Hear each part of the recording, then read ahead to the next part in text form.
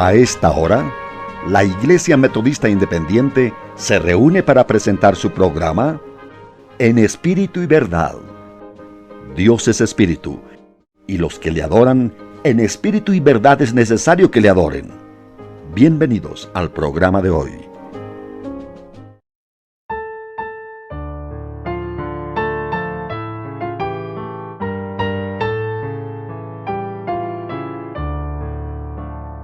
Oh Señor, procuro en vano mi conducta reformar, pues ningún poder humano santidad me puede dar.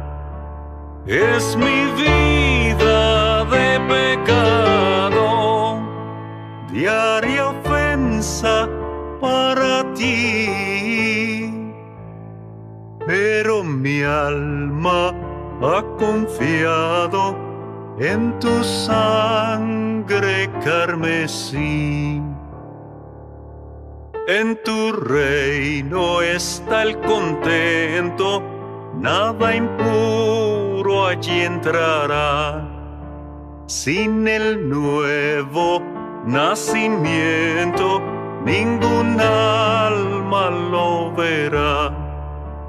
Mira pues mi insuficiencia, muestra en mí tu gran poder, manifiesta tu clemencia y de nuevo hazme nacer.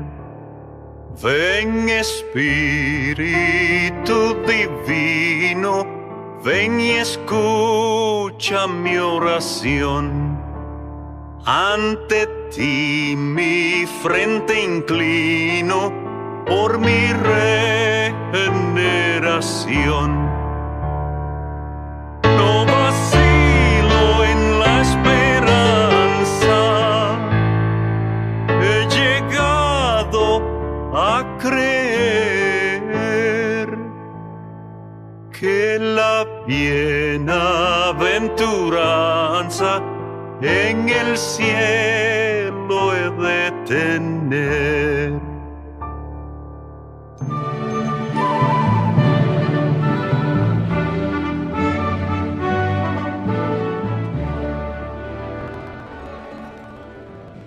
Ten piedad de mí, oh Dios, conforme a tu misericordia. Conforme a la multitud de tus piedades, borra mis rebeliones. Lávame más y más de mi maldad y límpiame de mi pecado. Porque yo reconozco mis rebeliones y mi pecado está siempre delante de mí. Crea en mí, oh Dios, un corazón limpio y renueva un espíritu recto dentro de mí. Salmo 51, versículos 1 al 3 y 10. ¿Es usted alguien que no tiene a Cristo por Salvador personal y Señor? Usted necesita el perdón y la salvación de Cristo. ¿Es usted un creyente que se ha alejado de Dios y por vergüenza, por quizás tanto tiempo transcurrido y tal vez porque su propio corazón se ha vuelto insensible al pecado, pero también a Dios? Entonces usted necesita la restauración que Cristo da. ¿Es usted un cristiano normal que se congrega, que sirve al Señor, que evangeliza, que sirve a su prójimo?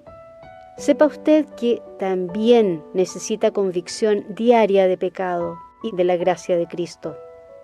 Le invitamos a reflexionar por la próxima media hora junto al pastor Eduardo Cartea en el mensaje Dios restaura lo que pasó. Un tema de reflexión imprescindible para todos nosotros, independientemente de nuestra condición. El Señor nos dé entendimiento oportuno y una nueva ocasión para postrarnos delante suyo, pedirle que nos limpie de todo pecado, que renueve un espíritu recto dentro nuestro y podamos estar en su presencia justificados y en paz. El Señor les bendiga.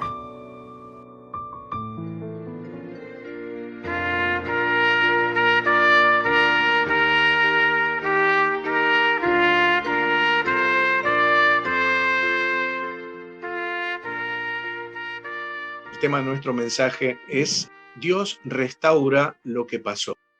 Eso está en Eclesiastés, el capítulo 3 y el versículo 15. Esa frase preciosa. Dios restaura lo que pasó.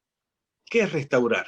Bueno, restaurar es volver algo a su anterior condición, es reparar algo de un deterioro, de un defecto, para volverlo a un estado correcto. Un pasaje de las Sagradas Escrituras nos enseña cómo un creyente puede volver a los caminos del Señor cuando se ha apartado de ellos, o cómo puede ser restaurado cuando cae en pecado. ¿Cómo hace Dios para reparar aquello que se ha quebrado, que se ha deteriorado en la vida del creyente? En definitiva, ¿qué significa que Dios restaura lo que pasó?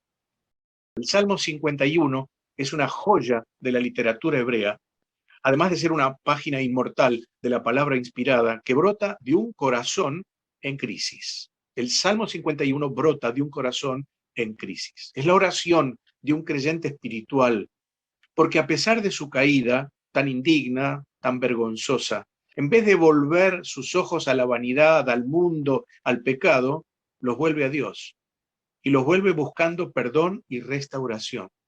Y así sucede con un creyente verdadero. Cuando cae, en vez de volverse al mundo, se vuelve a Dios. No hay dudas que el Salmo 51 fue escrito por David.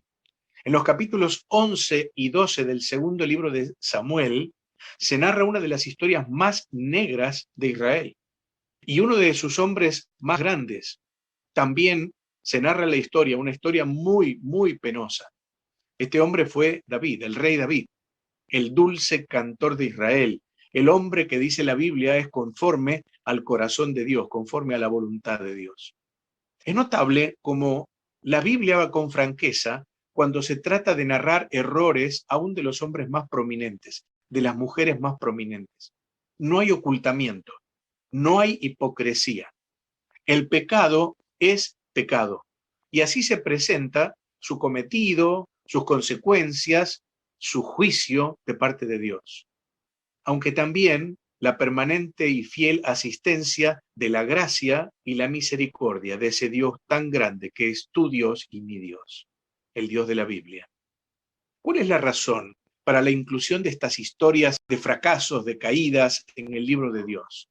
¿Por qué la Biblia nos dice que Abraham cayó en mentiras vergonzosas, que Moisés no vio la tierra por su desobediencia, que Elías era un hombre sujeto a pasiones como las nuestras, que Pedro tuvo que llorar la negación al maestro, que Pablo escribió miserable de mí, que Juan dice francamente, si decimos que no tenemos pecado, nos engañamos?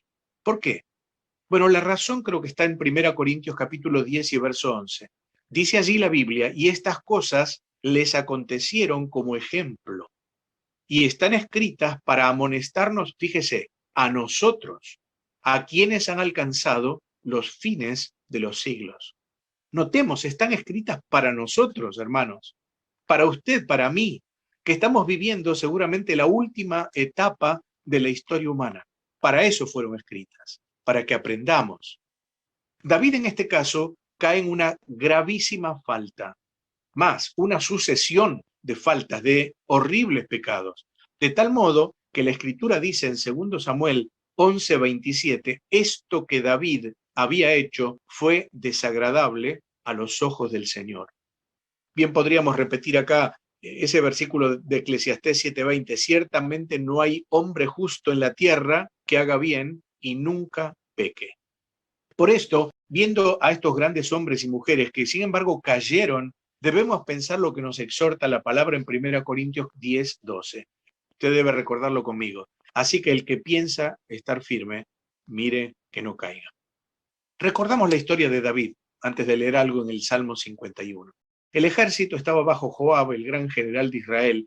Fueron a la guerra contra los amonitas y mientras David, que ya contaba unos 50 años, se quedó en el palacio. En vez de estar luchando con los suyos, las batallas de Jehová, quedó ocioso en su palacio. Así que una de las causas del pecado de David fue justamente la ociosidad. No hay lugar para el ocio entre las huestes del Señor. Satanás tienta al creyente, pero cuando un creyente está ocioso, el creyente tienta a Satanás. Así que una tarde David, al levantarse de la siesta, vio a Betsabé, una mujer mucho más joven que él, de familia noble, esposa de Urías, un militar destacado, un asesor, un consejero del rey, un hombre de conducta íntegro, fiel.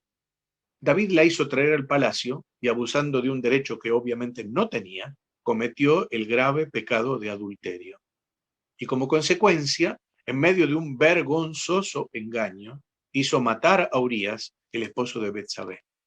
Pensó que nadie le había visto, nadie había reparado en su acción, pero la Biblia dice que el Señor está en su templo y sus ojos examinan a los hombres. El mismo David exclama en el Salmo 139 y versículo 7, ¿a dónde huiré de tu presencia? Imposible. Su acción, como las nuestras, quedó grabada en los libros del cielo. A partir de allí, Dios empieza a actuar para mostrarle a su siervo la gravedad del hecho. Y entonces envía al profeta Natán, quien le relata a David la conocida parábola, usted debe recordarla, de la corderita. Bueno, si no la recordamos bien, la podemos leer en el capítulo 12 del segundo libro de Samuel.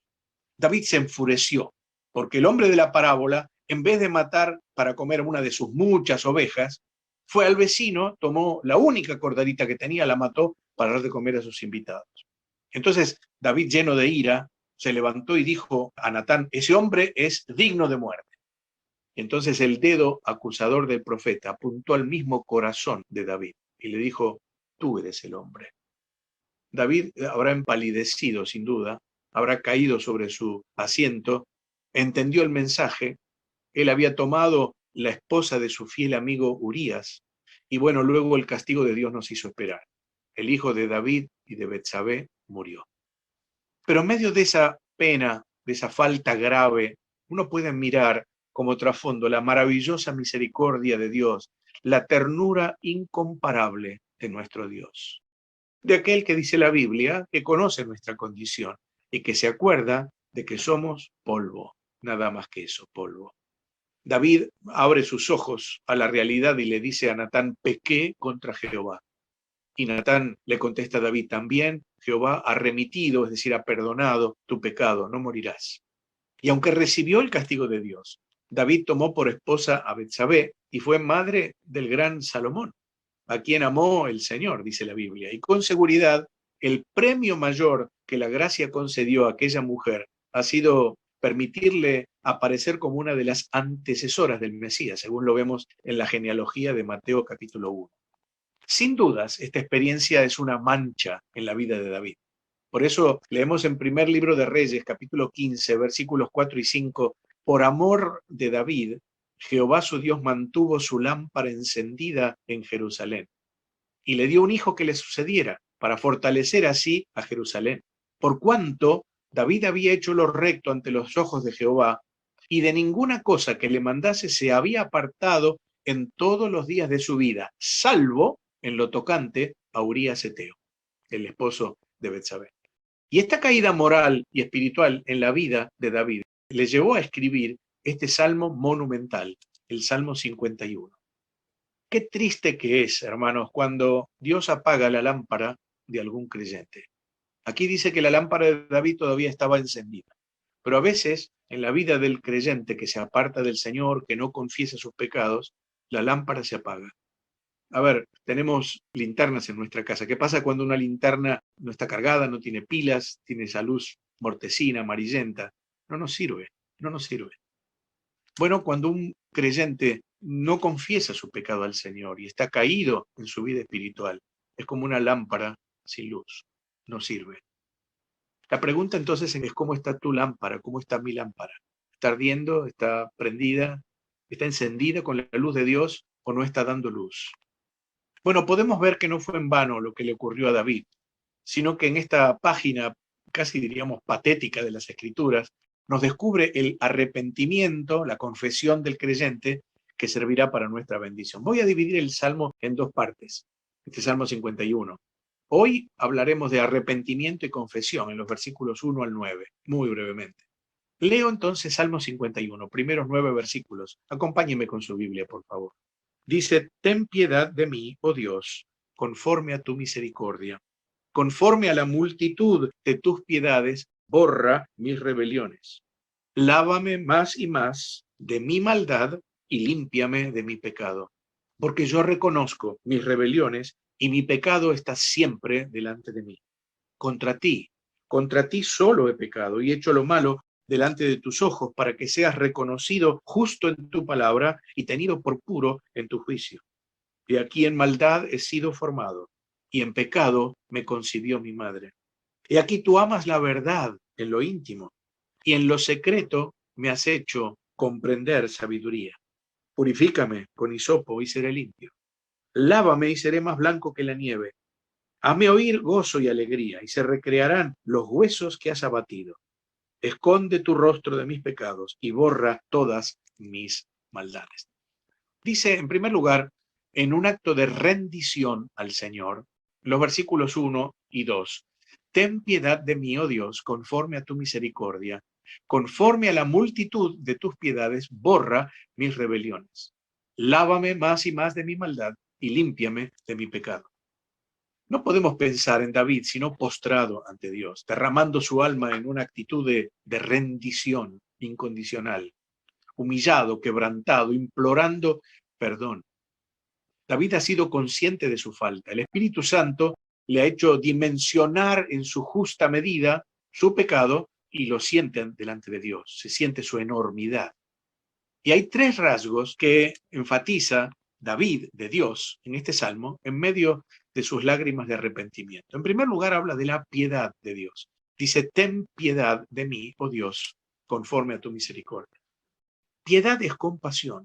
Así que David pide que Dios le tenga compasión. Pero la compasión de Dios no es una actitud circunstancial. Dios tiene multitud de piedades. Es decir, es un Dios compasivo. La Biblia dice, como el Padre se compadece de sus hijos, se compadece el Señor de los que le temen. Es muy consolador, sin duda, saber que detrás de nuestro pecado hay un Dios que conoce nuestra condición. Somos débiles hombres y mujeres. David se siente como el hijo pródigo. No es digno de llamarse su hijo. Pero como Pedro le dijo a Jesús, Señor, ¿a quién iremos? Y fue a Dios. Es cierto que Dios no tolera el pecado, pero también es cierto que Dios es amor. Y su inmensa bondad y su inmensa misericordia, su ternura infinita son suficientes para recoger al miserable y restaurarle de su triste condición. David sabe que cometió dos pecados gravísimos y ambos son merecedores de la muerte.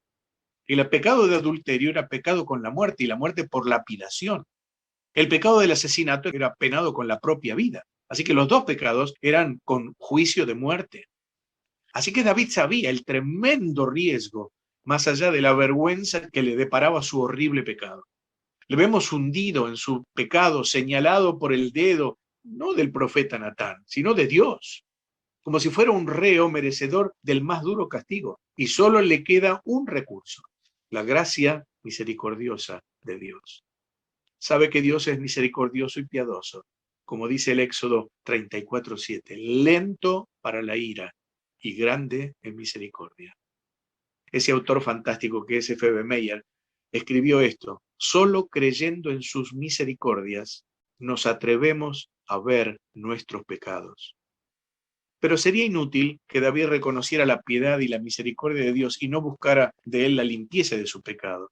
Sino esto último hubiera sido simplemente un acto de reconocimiento de los atributos de Dios, pero no la vía de ser libre del peso y de la condenación de su enorme falta. Así que confiesa su pecado y lo hace en esos términos preciosos de los versículos 1 y 2, sin atenuantes, sin eufemismos. Llama al pecado como Dios lo llama. Mírelo en su Biblia. Dice, conforme a la multitud de tus piedades, borra mis rebeliones. Rebelión es un acto de desacato a la autoridad de Dios, es un acto de transgresión a sus leyes. Luego dice, lávame más y más de mi maldad. Se puede traducir como iniquidad. También tiene el sentido de algo vano, de algo absurdo. Y nada hay más ilógico y falto de sentido como el pecado. Dijo alguien, no existe fundamento razonable alguno para pecar, para violar la buena y santa voluntad de Dios. Es tan absurdo el pecado que trae aparejados, usted sabe, sentimientos de angustia, de frustración, y a veces consecuencias imprevisibles en esta vida y por supuesto también en la futura. Pero además David dice, límpiame de mi pecado. Y este concepto corresponde, el pecado, a lo que en el Nuevo Testamento conocemos como errar al blanco, es decir, hacer algo contrario a la voluntad de Dios para nuestra vida. Esa voluntad que siempre es bendición para nosotros, nunca desgracia. Bueno, para esa rebelión, iniquidad, para ese grave error, ese errar el blanco, David pide tres cosas. Pide que sean borrados, que sean lavados y que sean limpiados. Como si fuera una mancha negra en la vida, David pide que sea removida. Mire, la palabra que usa para lavar es preciosa porque significa hacerlo con fuerza. Una vez, otra vez, como dice acá, más y más. Usted sabe cómo las mujeres lavaban la ropa en la antigüedad. Estaban a orillas del río, frotando y golpeando la ropa contra las rocas, de modo que la mancha fuera removida y entonces quitada. Eso es lo que pide David, que su mancha, la mancha de su pecado, fuera removida y quitada para siempre, que desapareciera, como una deuda que fuera cancelada totalmente. Cuando usa el verbo limpiar, implica una absoluta purificación de su pecado. Ahora, Dios lo había perdonado, pero David no se había perdonado a sí mismo, y eso suele ocurrir. Por eso dice en el versículo 3, mi pecado está siempre delante de mí. David siente pena, siente vergüenza, no se puede perdonar. Hermanos, debemos sentir profundamente el pecado cuando éste está en nuestra vida. Y hablo del pecado no el que cometemos sin darnos cuenta, esos pecados que surgen en nuestra vida por nuestra naturaleza, sino cuando cometemos un pecado a sabiendas. Debemos sentir profundamente nuestro pecado, pero si Dios nos ha perdonado, también debemos descansar en su perdón y hacerlo con el deseo y la resolución de no volver a pecar después. El Señor le dijo a la mujer pecadora, ni yo te condeno, vete y no peques. Y la Biblia es enfática, no peques nunca más. De otro modo, Satanás usará nuestra conciencia para acusarnos y esos pensamientos paralizarán nuestra vida. Descansemos en el perdón de Dios, con la resolución de no volverlo a hacer más. Podemos tener la certeza de que Dios puede perdonarnos. Primera Juan lo dice, la sangre de Jesucristo, su Hijo, nos limpia de todo pecado. Y también dice en el versículo 9, si confesamos nuestros pecados, Él es fiel y justo para perdonar nuestros pecados y limpiarnos de toda maldad. Rendición. Segunda cosa, reconocimiento. Dice los versículos 3 y 4, yo reconozco mis rebeliones y mi pecado está siempre delante de mí. Contra ti solo he pecado y he hecho lo malo delante de tus ojos para que seas reconocido justo en tu palabra y tenido por puro en tu juicio. Esta es una condición sine qua non para que Dios perdone el pecado, reconocerlo. Si no lo hacemos, Dios nunca podrá perdonarlo. Y el pecado seguirá infectando nuestra vida. A veces entra un virus en nuestra computadora, ¿cierto?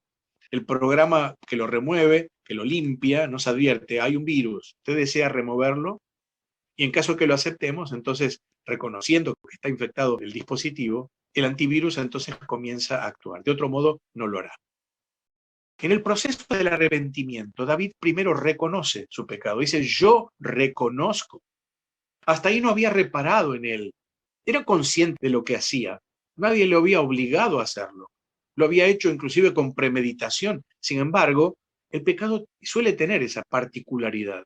Obnubila nuestra visión y embota nuestros sentimientos. ¿No es así? Pero también David reconoce que ha pecado contra Dios. En el versículo 4 hace una importante confesión. Contra ti solo he pecado y he hecho lo malo delante de tus ojos.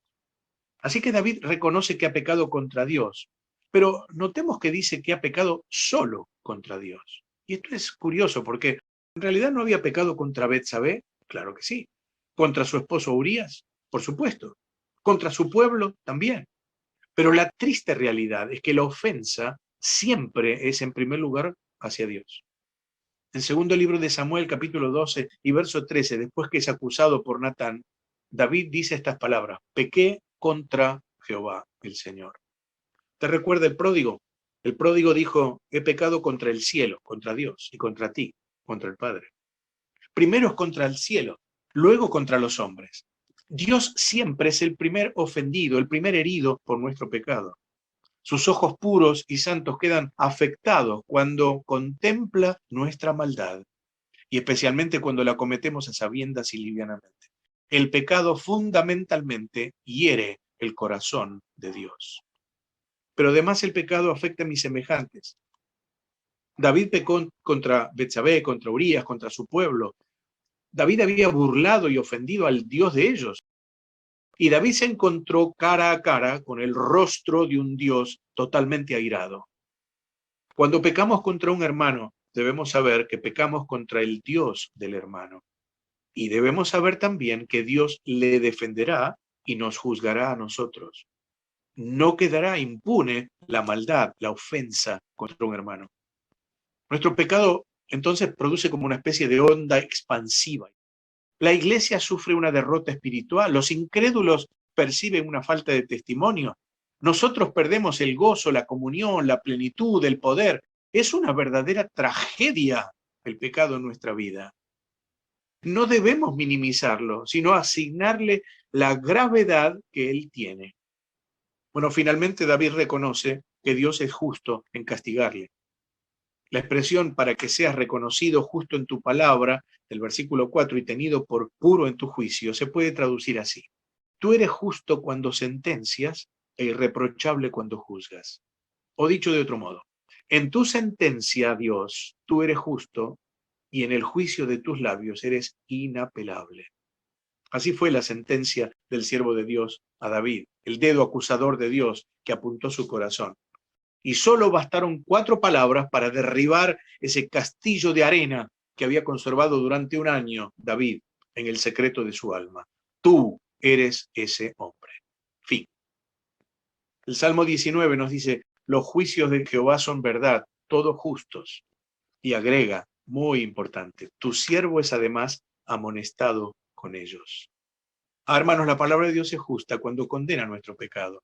Ella muestra como un espejo, penetra y discierne como una espada, revela como una lámpara, consume como el fuego, quebranta como el martillo. Así es la palabra de Dios. David reconocía que no solo Dios era justo en juzgarle, sino que hubiera sido justo en castigarle conforme decía la ley, quitándole la vida. No hay apelación, no hay queja, no hay reproche. Dios es justo. Bueno, no le echemos la culpa a los demás, a las circunstancias, a nada ni a nadie. La culpa es siempre nuestra. Ofendemos a Dios y dañamos a los demás, además de dañarnos a nosotros mismos. Y merecemos, por tanto, el justo juicio de Dios. Pero esperemos, aún no terminó el salmo. Rendición, reconocimiento. En tercer lugar, responsabilidad. Y será nuestro último punto. He aquí dice, en maldad he sido formado, versículo 5, y en pecado me concibió mi madre. David es honesto, me encanta David, me encanta por su nobleza. No le echa la culpa a nada ni a nadie. Ninguna persona, ninguna circunstancia son los responsables de su pecado. La responsabilidad recae en su propia naturaleza, que es esencialmente mala, corrompida y hasta perversa. No somos distintos a él. Más allá de lo que hizo, que es un pecador por haber cometido un delito grave, David está reconociendo lo que él es. No solo lo que él hizo, lo que es. Es un pecador porque ha sido formado en el secreto del seno materno, trayendo como todo hombre, como toda mujer, el estigma del pecado, como parte de su ser. Ese embrioncito que hay en el seno de su madre ya está concebido en pecado. Hay un conocido dicho que expresa que el gato no es gato porque caza ratones porque es gato. Y podemos decir, el hombre no solo es pecador porque peca porque es pecador. Así que David quiere decir, no puedo culpar a nadie, el responsable soy yo. Hermanos, desde que el pecado entró en el mundo de los hombres estamos sujetos y esclavos al pecado, y no podemos dejar de pecar. En mayor o menor medida, todos somos, subrayo, pecadores. Ahora, hay una tendencia general en el hombre a eludir la responsabilidad de los hechos cometidos. El famoso yo no fui, y es tan viejo como el hombre mismo. Cuando Dios, recuerda, halló al hombre escondido a causa de su caída y le dijo, has comido del fruto que te mandé que no comieses. Él le respondió, la mujer que me diste por compañera me dio y yo comí. Y entonces el Señor le habla a la mujer y le dice, ¿qué es lo que has hecho? Y la mujer le dijo, la serpiente que me engañó, entonces yo comí. Nos damos cuenta, la culpa siempre es del otro. ¿Usted conoce algún delincuente que diga, yo fui, reconozco mi delito? No existe eso, ¿verdad? Nos guste o no, queramos o no, somos responsables por lo que somos y por lo que hacemos. La tragedia es no reconocerlo, porque mientras no lo reconozcamos, no recibiremos la ayuda de parte de Dios. Es mejor admitir nuestra culpabilidad, nuestra responsabilidad, para que la gracia de Dios haga el resto. Entonces el reconocimiento del pecado conduce al arrepentimiento, el arrepentimiento a la confesión y la confesión al perdón de Dios. Por eso en el versículo 6, David es sincero para con Dios y dice, he aquí tú amas la verdad en lo íntimo y en lo secreto me has hecho comprender sabiduría. No puede ocultarlo, no quiere ocultarlo. Ha entendido íntimamente su condición delante de Dios. Es pecador y necesita solo una cosa, perdón y restauración. Déjeme terminar con una conclusión, sin dejar de decirle que me encantaría seguir hablando de esto, porque este salmo es tan profundo, tan maravilloso, que da para mucho más. Analizándolo, casi le diría palabra por palabra. Pero una conclusión. Yo no sé cómo usted está hoy. Tal vez está lejos de Dios porque nunca ha experimentado el arrepentimiento. Si es así, le digo que la Biblia dice que usted es un pecador, una pecadora, y que necesita un Dios que restaura lo que pasó. Su vieja vida, sus vicios, sus pasiones, sus pecados, pueden todos estar cubiertos y limpios y lavados para siempre por la sangre de Cristo vertida en la cruz. La vida de Cristo derramada en el Calvario, en su lugar y en mi lugar, su sangre vertida es capaz de limpiar todos sus pecados. Pero sí hay una condición, si con arrepentimiento usted va a Jesús y por la fe acepta su obra y le acepta a Él como su Salvador personal. Haga una oración personal allí donde está y dígale a Jesús que es un pecador, una pecadora, que reconoce su pecado, que está dispuesto a dejarlo, a abandonarlo, a seguir en el camino de Dios y acepte hoy mismo, ahora mismo, a Cristo el Señor, a Jesús, como su Salvador único y personal. Pero tal vez en esta mañana usted es un hijo o una hija de Dios y sin embargo está lejos de Él. Tal vez algún pecado, alguna caída trajo tristeza a su corazón, culpa a su conciencia y usted no siente lo que es el gozo de la salvación, la libertad que produce el Espíritu Santo en la vida del creyente fiel. Bueno, es tiempo de volver a Dios. ¿Cuándo? Hoy. Es tiempo de volver a Dios como David, reconociendo el pecado, rindiendo la vida ante el Señor y clamando por perdón. Deseo, he orado por esto, sigo orando por esto, que hoy sea el día de su retorno, de tu retorno al Padre. Dios restaura lo que pasó. Pero también para todo creyente, hermano, hermana, querido, aún llevando una vida de fidelidad al Señor, también tenemos pecado, también lo hacemos. Y no siempre sin entender lo que hacemos, muchas veces a conciencia. Y es necesario venir al trono de la gracia, confesar nuestro pecado, buscar el perdón y la restauración que Dios produce al alma, para que la luz de Dios siga ardiendo en la lámpara de nuestra vida. ¿Cómo está tu lámpara, hermano? Tal vez una luz tenue tiene que ser avivada por la acción del Espíritu Santo, porque Dios nunca apaga la luz. La Biblia dice que Él no apagará la mecha que humeare, va a soplar con el Espíritu Santo y va a otra vez a avivar esa llama que un día estaba bien prendida, para que siga prendida y arda cada vez más. Que el tema de esta mañana pueda ser un incentivo para nuestra vida, un consuelo para el corazón, que pueda ser la lección que necesitemos hoy de parte de Dios. Vuelva a leer el Salmo 51, léalo despacito, si puede de rodillas. Hágase parte de ese salmo y recuerde una vez más lo que dijimos ya varias veces. La Biblia dice, Dios restaura lo que pasó. Nuestro Dios, gracias te damos por tu palabra preciosa, porque leímos que fue escrita para nosotros que estamos viviendo la última etapa de esta historia de la humanidad, muy próxima a la venida del Señor.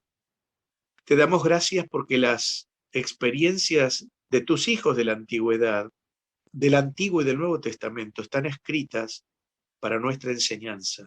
Podemos tomar enseñanza de ellos, Señor, porque nosotros somos como ellos, también pecadores.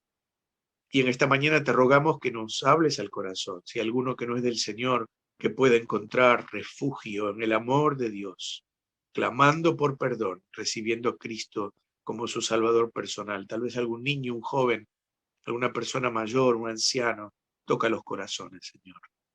Y para aquellos que somos tuyos, tal vez alguno extraviado que vuelva al camino, Señor, reconociendo su pecado y viendo cómo la acción de tu misericordia lo limpia y lo lava para siempre.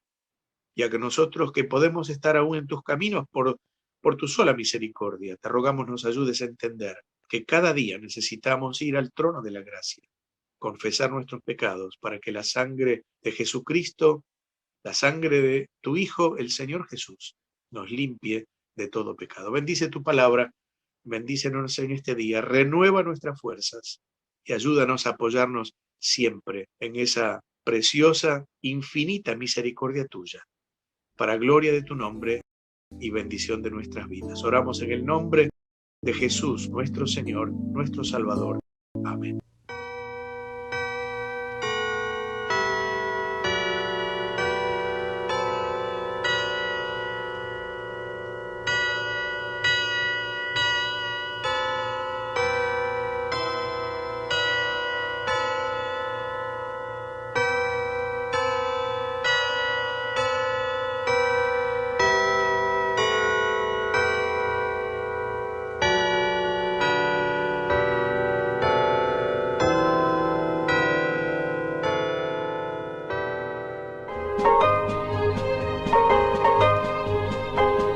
Hasta aquí, la Iglesia Metodista Independiente ha presentado En Espíritu y Verdad.